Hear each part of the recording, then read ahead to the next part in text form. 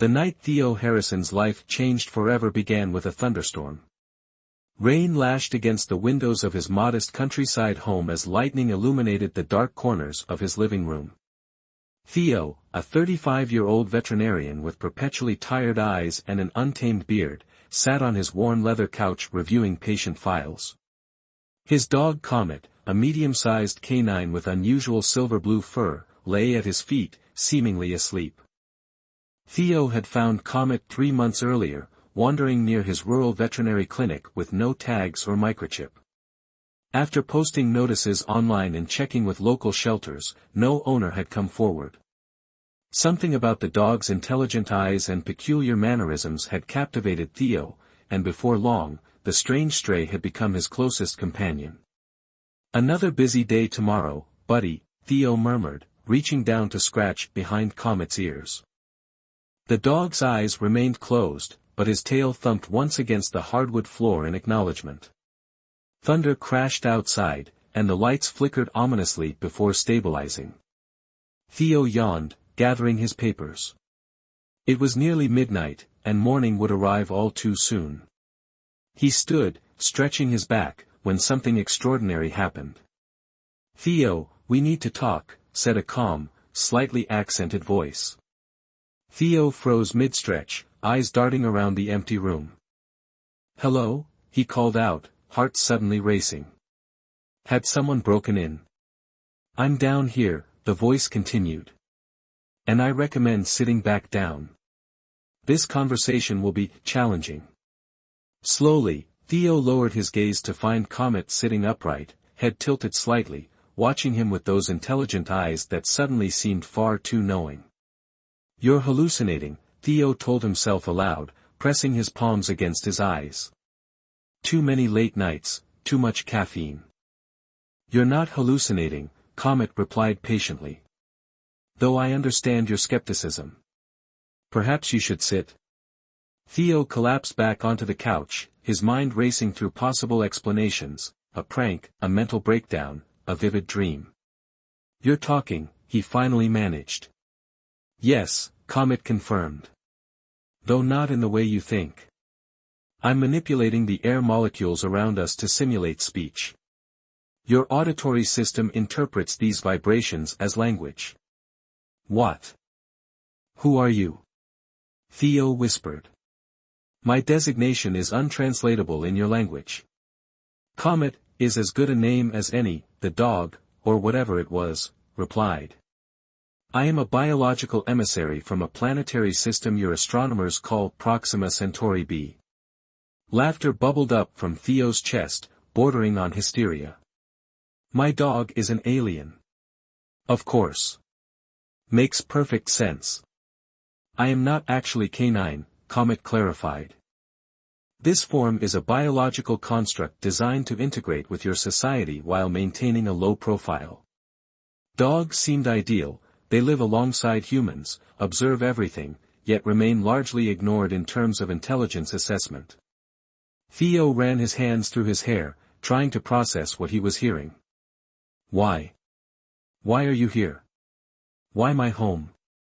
"The why is complex," Comet replied, moving to sit closer to Theo. "As for choosing you specifically, you showed compassion.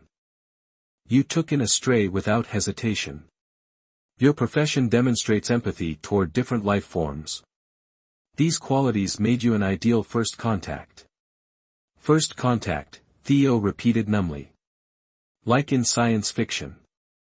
"Reality often mirrors fiction," Comet observed. "Humans have imagined countless scenarios for extraterrestrial contact. Some remarkably accurate." Outside, the storm intensified, rain hammering against the roof. Theo found himself grateful for the noise. It somehow made this impossible conversation feel more grounded in reality. "I've been living with an alien for 3 months, Theo said, more to himself than to Comet. "Feeding you dog food. Taking you on walks. Throwing sticks for you to fetch." The dog food was tolerable, Comet replied, and Theo could have sworn he detected amusement in that strange voice. "The walks and games were necessary for the authenticity of my cover." Though I admit, I developed a genuine enjoyment for fetching sticks. The physics of it are quite satisfying. Despite everything, Theo laughed, a short, shocked sound. So why reveal yourself now? Why not continue the charade? Comet's expression changed subtly, his ears flattening slightly. Because time is running short, and I need your help. I've been monitoring your brain patterns and physical responses for months. You're ready. Ready for what? To receive information that will change your understanding of the universe, Comet said simply. And to help me deliver a message that could determine the future relationship between our species. Theo stood again, pacing the small living room. This is too much. I'm a small-town vet, not a diplomat or scientist. Which is precisely why you're perfect, Comet countered. The scientists, the government officials, they have preconceptions, agendas. You see with clear eyes, judge with an unprejudiced heart. And what exactly do you need from me? First, understanding, Comet replied. Then, assistance with a specialized communication device I need to construct. My people are waiting for my signal, but Earth's electromagnetic field has unique properties that have interfered with my equipment. Theo stopped pacing and stared at the creature he'd thought was simply his pet. So you're a scout? The advance party before an invasion? Not an invasion, Comet said firmly. An introduction. My people have been observing Earth for centuries. We've watched your technological development with great interest. You're at a critical juncture in your evolution. The choices you make in the next few decades will determine whether you thrive or self-destruct. And your people care about this, why? Because the galaxy is more interconnected than you realize, Comet explained. Because spacefaring civilizations have responsibilities toward emerging ones. And because. He hesitated, your species has something mine desperately needs. The lights flickered again, plunging the room into darkness for several seconds before returning. In that moment of darkness, Theo could have sworn Comet's eyes glowed with an inner light. What could humans possibly have that an advanced alien civilization would need? Theo asked. Genetic diversity, Comet answered immediately. My species has reached an evolutionary dead end. Millennia of controlled breeding and genetic manipulation have left us vulnerable to new pathogens. We need fresh genetic material to create hybridized immunity. Theo's eyes widened. You want to crossbreed with humans? Not in the crude biological sense you're imagining, Comet clarified. We need genetic samples, material for our scientists to study and incorporate into synthetic solutions. And if we refuse? Then we respect that decision, Comet said simply. We are not conquerors or thieves. But before your species can even make such a choice, you must know we exist. That's my mission, to prepare the way for formal first contact. Theo sat back down, feeling the weight of this revelation pressing down on him.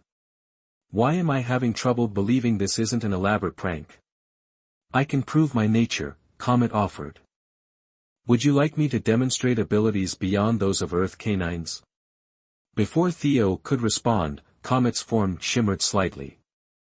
The fur along his back rippled in an unnatural wave, and suddenly, intricate patterns of light began to glow beneath his skin, pulsing in complex sequences. Bioluminescence, Comet explained.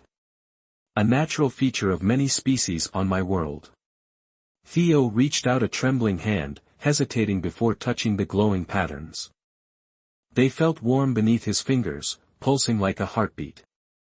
There's more I could show you, Comet continued, but some demonstrations might be distressing to witness.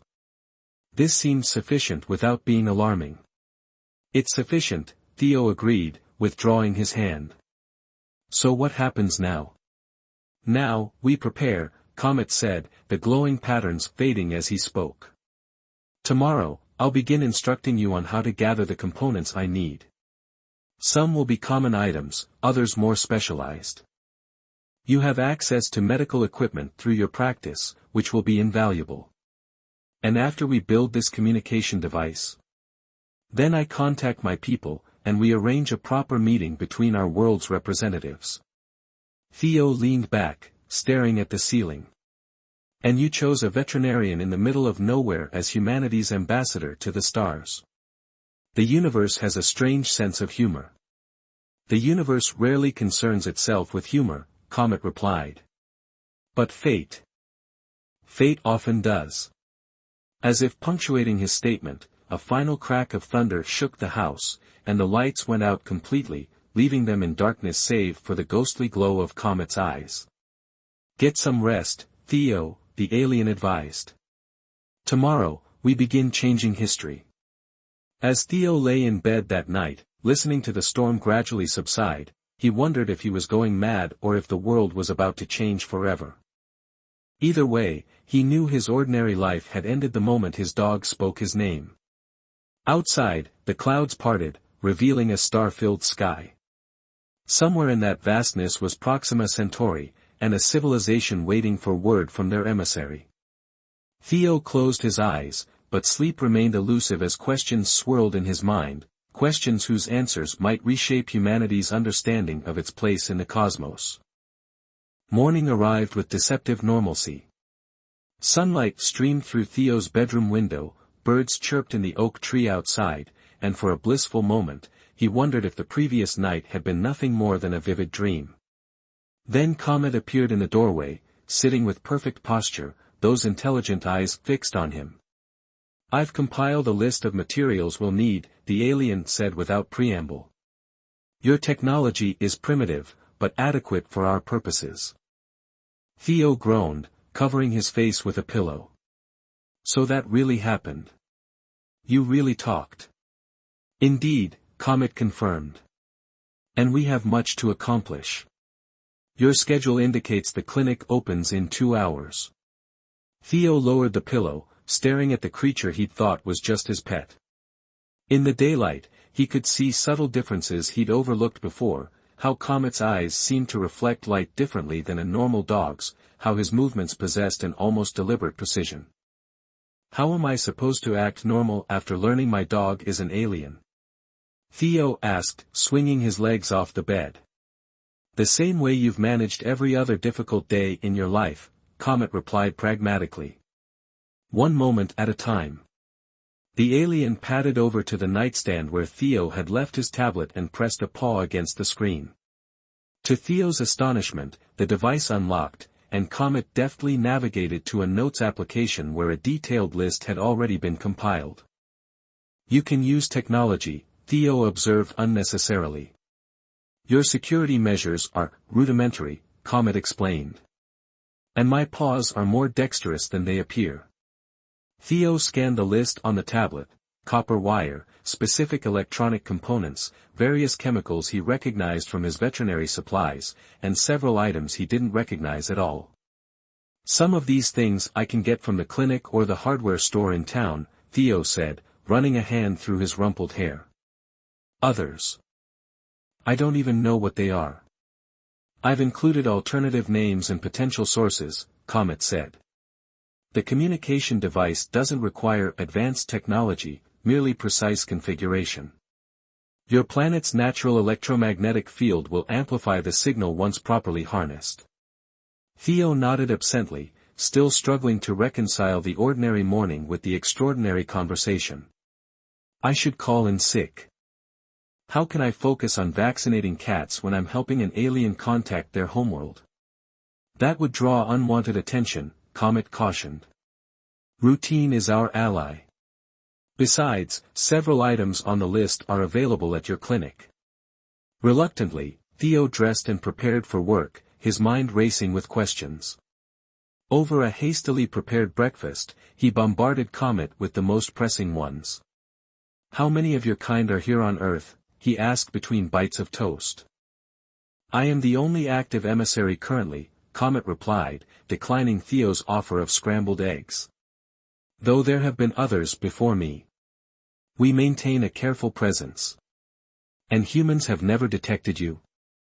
Your scientists have recorded anomalies they couldn't explain. Unexplained phenomena often attributed to weather, technical malfunctions, or psychological factors. Some were us, testing the boundaries of your observation capabilities. Theo paused, coffee mug halfway to his lips. Wait, are you saying some UFO sightings were actually real? A statistically insignificant percentage, Comet clarified. But yes, some were genuine observations of our surveillance drones or transport vessels.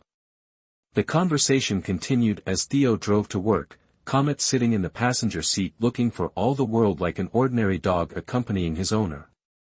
Don't speak around others, Theo warned as they pulled into the clinic parking lot. The last thing we need is for Donna or Dr. Patel to hear my dog talking about alien technology. I'm capable of discretion, Comet assured him. I've maintained my cover for 3 months without incident. The morning passed in a surreal blur. Theo went through the motions, examining pets, consulting with owners, prescribing treatments, while stealing glances at Comet, who had settled in his usual spot in the corner of the examination room, playing the role of friendly clinic dog to perfection. During his lunch break, Theo locked the door to his office and pulled out the list again. I can get these chemicals from our supply cabinet, he whispered. But the electronic components will have to wait until after work. Adequate, Comet responded, his voice pitched low. There's something else we should discuss. The timing of my revelation wasn't arbitrary, Theo. What do you mean? There are others aware of non-terrestrial presence on Earth, Comet explained. Not all with benevolent intentions. A government research division has been tracking unusual energy signatures like mine. Theo felt his heart rate accelerate. Are you saying we're being watched? Not yet, Comet said. But my latest intelligence suggests they're expanding their search parameters. The storm last night provided ideal cover for me to activate certain dormant abilities without detection. Great, Theo muttered. Shadowy government agencies. This just keeps getting better. They call themselves the Anomalous Phenomena Division, Comet continued. A small, obscure branch operating with minimal oversight. Their nearest field office is approximately 200 miles from here. How do you know all this? We've been monitoring Earth's communications networks since your species began using radio waves, Comet said matter-of-factly. Digital encryption presents minimal challenge to our technology. Theo leaned back in his chair, overwhelmed. So we're in a race against this APD to get your message sent. Essentially, yes. First contact should be open, transparent, not hidden in government laboratories. After work, they stopped at an electronics store where Theo purchased several components from Comet's list. The teenager behind the counter raised an eyebrow at the unusual combination of items but said nothing. Back home, Theo cleared the dining table and began organizing their supplies. Okay, alien genius, what are we building exactly? A quantum entanglement enhancer, Comet explained, rising onto his hind legs to survey the components. It will amplify a signal encoded in my biological matrix, allowing it to reach receivers in our nearest outpost on your moon. You have a base on the moon? Theo asked incredulously. A small, automated relay station, camouflaged to avoid detection by your primitive satellites, Comet confirmed. From there, the signal will be transmitted to Proxima Centauri. Theo paused, wire strippers in hand. So your people have been watching us from our own moon. Observing, Comet corrected. Just as you might observe wildlife without interference. That comparison isn't exactly flattering. No offense was intended. Your species is young but promising. That's why this mission is so important, it represents your graduation from observed to acknowledged. They worked late into the night, Comet directing while Theo assembled. The alien's knowledge of Earth technology was impressive, though occasionally he would suggest materials or methods beyond current human capabilities, requiring compromises. Around midnight, exhaustion overtook Theo. His fingers were sore from delicate wiring work, and his eyes burned from squinting at tiny components. We should continue tomorrow, Comet suggested. Your biological need for sleep is impeding your precision. Thanks for the reminder that I'm just a primitive human, Theo grumbled, setting down his tools. Your biology isn't primitive, merely different, Comet replied. My species requires rest cycles too, though shorter and less frequent than yours. Do you dream? Theo asked suddenly, curiosity breaking through his fatigue. Comet tilted his head, considering. Not as you understand dreaming. Our unconscious processes are more structured. But there are similarities: information processing, memory consolidation. As Theo prepared for bed, a new question occurred to him. How long have you been studying us? Humanity, I mean. We detected your earliest radio signals, Comet replied, following him into the bedroom. But our serious observation began approximately 300 Earth years ago, when your industrial revolution suggested you might eventually achieve spaceflight. And what did your people conclude? About humans? Comet settled onto the rug beside Theo's bed, a habit that now seemed strangely poignant given his true nature. That you are paradoxical, the alien answered thoughtfully. Capable of extraordinary kindness and horrific cruelty. Brilliant yet self-destructive. You create beauty while destroying your own habitat. You're fascinating. That's a diplomatic way of saying we're a mess, Theo said with a wry smile. All sentient species struggle with their nature, Comet replied. The difference is in how they resolve that struggle. And how did your people resolve it?